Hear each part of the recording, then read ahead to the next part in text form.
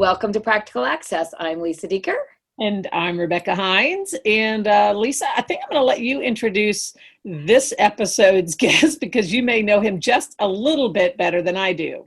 Yeah, I think about 25 years ago, I got to know this person. Happens to be somebody I gave birth to, and happens to be, I think, pretty cool young man today. Not sure I would have said that in third grade, but that's a different discussion. No, this is my son, Josh. And Josh is an amazing young man who's made some pretty good achievements in life with a few struggles, and I'll let him share his own story. So, Josh, I actually met you when you were little, and one of the very first things I remember is your mom, who's a really composed person, saying, "Hey, will you please come to this IEP meeting with me? Will you please come to this school meeting with me because I'm about to lose my mind because I can't get people to understand my son." So I wonder, can you just share with the listeners kind of what was your experience in school as a young man who had some differences, but not some glaring differences, and people may or may not realize, that you had things that you were struggling with. Can you give us a little bit of background of your earlier school experiences? Yeah, well, I definitely didn't look like a person that had an IEP or anything like that. I looked like your average person running around doing sports like everyone else, but in reality, that's kind of what I think threw a lot of curveballs to either students or teachers, thinking that I didn't have one or need one. But in reality, like, I was struggling with schoolwork and everything like that it normally is. And so specifically when it comes to school, like at what point did you start to think you're in school, things are going along fine, you're a social guy, and then like suddenly you start to hit some barriers? What were some of the first barriers you kind of remember when you were in school? Well, for one was my motivation for being like at school or going to school. I love the social aspect, but when it came down to sitting down, paying attention, and staring at a screen for 8 hours out of the day, I kind of started to lose focus and not really want to be there anymore because I was bored. It also came back to some of the teachers and some of their kind of reasons for me not being as paying as much attention as I probably should have, and things like that. Well, and I think, again, kind of having known you historically and also having a son myself, it's a little hard to tease out sometimes how much of that is a function of just, gender differences among boys in school, and that idea of feeling bored, possibly more so than some of the female students. But in general, we know that boys are underserved just in general in some classrooms. What kind of things do you remember teachers doing specifically, and obviously not names, but like, can you think of any teaching behaviors? Because we do have teachers who listen. Teaching behaviors that made it harder for you instead of easier as a student? Well, for making things harder, definitely was at the younger ages was like getting a punishment. If I wasn't paying attention, I get punished for not paying attention more, which only made it worse. So Yeah. it's, hey, can you go face this wall when you already weren't paying attention with something active on the screen? So things like that. I never was a huge fan of repercussions for something like that, like giving out more homework. It doesn't actually do anything, in my opinion. Maybe for some people, but definitely not for me. Yeah.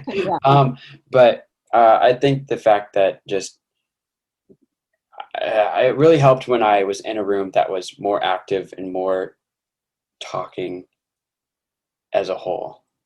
Mm-hmm. I think that's, I can say that's true. My own son as well. So, as you started to get a little older, and I know that high school in particular, again, when you're younger, and it's already, you're not loving one thing, and then you get to high school and there's more of the thing that you don't love already. Can you describe any of those experiences, either maybe in writing or reading, or what type of specific things just made you think, man, I just don't want to do this? I think it was going into a classroom and sitting for an hour and a half. Yeah. um, if it was going into a classroom and maybe playing a basketball game for an hour and a half, might be a little bit different, even though I'm not a huge fan of basketball. But it's something that's completely active and upping and going that I enjoy. I mean, there are some of those people that do actually enjoy sitting down and learning something new because they enjoy that subject. But for me, and that's kind of, I think, what's hard about school is that it's so different from everybody's different ways of learning, that some people it's running around and some people it is actually sitting down and staring at a chalkboard. Right. Tell me, I do have a question for you. So tell me about when you get assigned a book. Teachers tend to love to say, let's read a chapter book. You want to share a little bit about like the dyslexia side and what that did for you whenever somebody would say, oh, here's a chapter book to read and please have this ready. What was your response? I kind of lived it, but I'd love to hear it from your perspective. Well, it sounds like you have a better memory about that than I do, but from just in general reading books as a whole, unless it was something that like I actually wanted to pick up and read, if someone handed me a book and told me to read it, 90% of the time I wasn't going to read it. Or I really, really, really did not want to read it, and I'll do everything I can not to read it. I will actually go search a video about the book and watch the video about the book, then read the book itself, because I don't know. If I'm reading, I want to read something I want to read, not what someone told me to read. And I think that's true for a lot of people, not just me.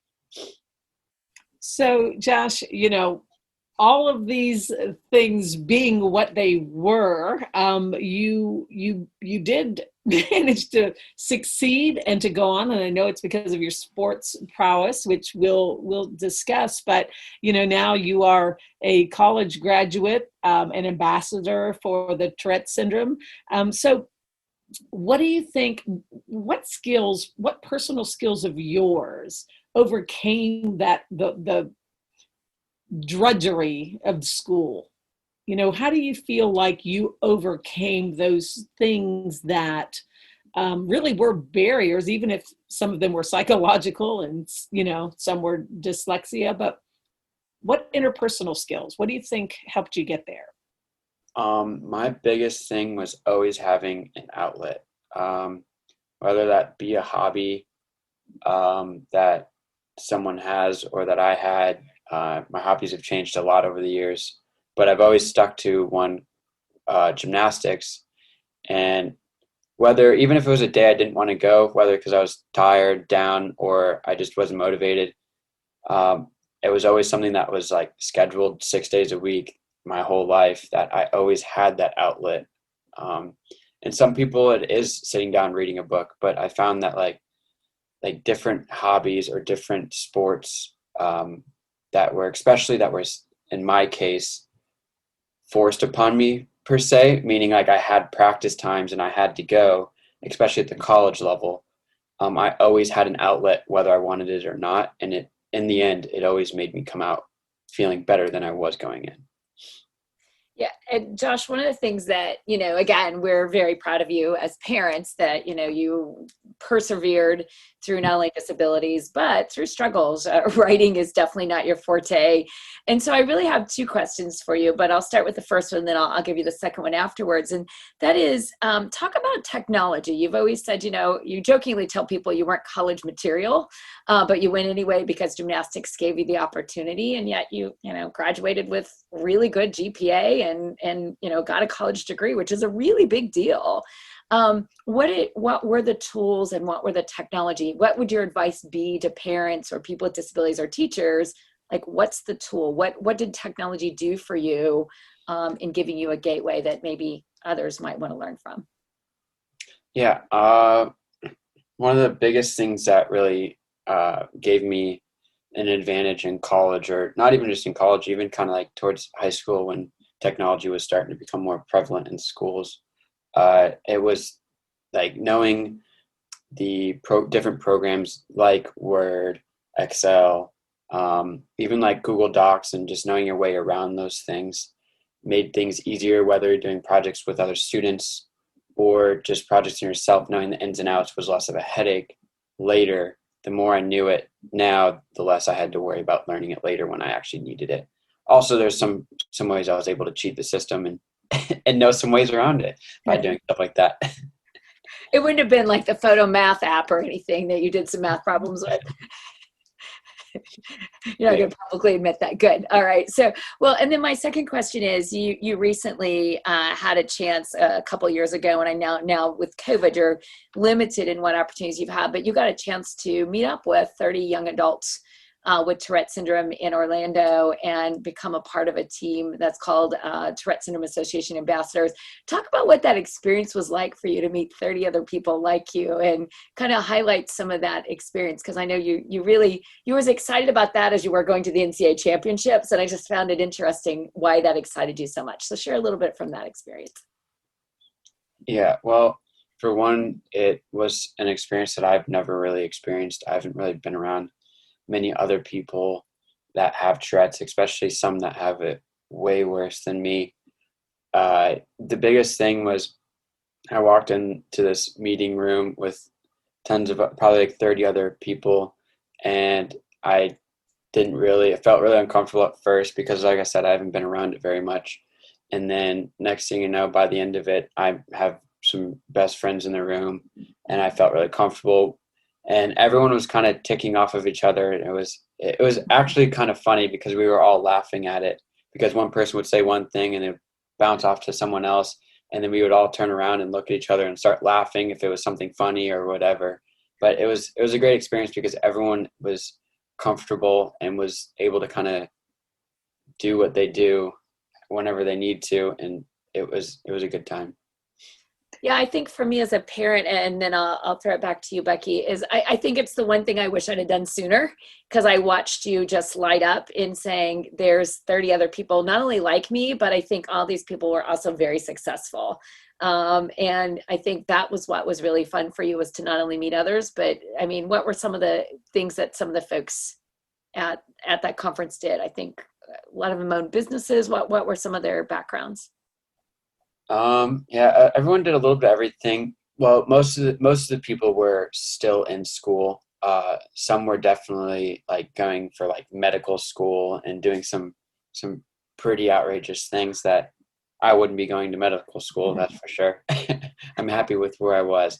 And then there was some people that were just struggling with school and just trying to push through and get their 4-year degree, kind of like me. And they seem to be doing what they're doing, and it's working for them. So, Lisa, obviously anyone who knows us knows we're huge inclusion proponents. And I in Josh's story, and also in other stories that I hear sometimes, it does remind me of the importance also of making sure that people have the option of surrounding themselves with groups of people who are similar in, whether it's a specific disability, a wheelchair basketball league. I asked a little girl one day, she was in a wheelchair and we were chatting, and I asked her what she did for fun, and she said she played in a soccer league. And I said, "Oh, do you play out here locally?" And she said, "No, I drive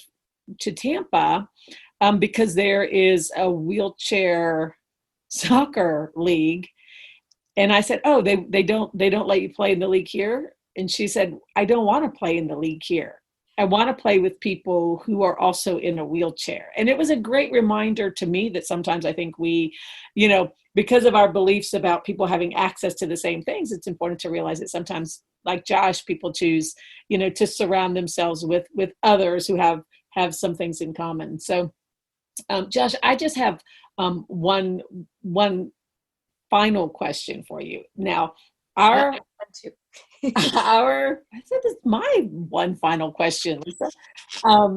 Our podcast is designed, around that idea of being practical. So if you could give parents, I'll just ask about parents, like one tip, just one tip, now that you're an adult, what's one recommendation you would give parents when they see that their son or daughter is not successful in the way that they would expect them to be, or not performing in school, etc.? What would be the one thing you would say to those parents?